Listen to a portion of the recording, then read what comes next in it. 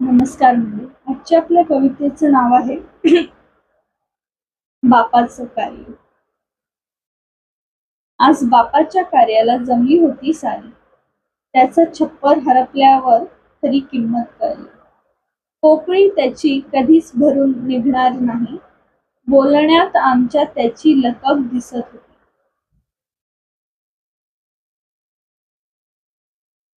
माझा बाप असा होता आणि माझा बाप तसा होता. जेव्हा होता तेव्हा आपण त्याला नजरेआड केलं. संकट माहित नव्हतं त्याच्या अस्तित्वात आपल्याला. आता होते या जगाची खरी ओळख तो नसताना. पै पै जोडली होती त्याने आमच्या भविष्यासाठी. जाणवलंच नाही कधी चप्पल बापाची झिजली. हमसून हमसून रडताना त्याला कधी पाहिलंच नाही.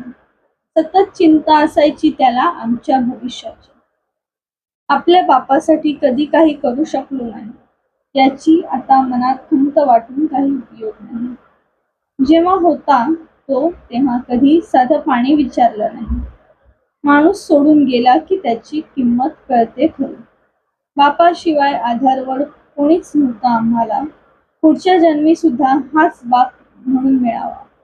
ह्या जन्माचे ऋण फेडण्यासाठी दुसरा जन्म मिळावा. त्याची सेवा करता यावी यातच आता स्वर्ग मावला.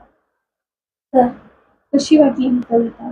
जेव्हा आपण आई वडील असतात तेव्हा त्यांची कदर करत नाही आणि जेव्हा ते आपल्याला सोडून जातात तेव्हा आपल्याला जगाच्या समस्यांना तोंड द्यावं लागतं. त्याचं आपल्याला वाईट वाटतं आणि मग तेव्हा आपल्याला आई वडिलांची खरी किंमत कळते.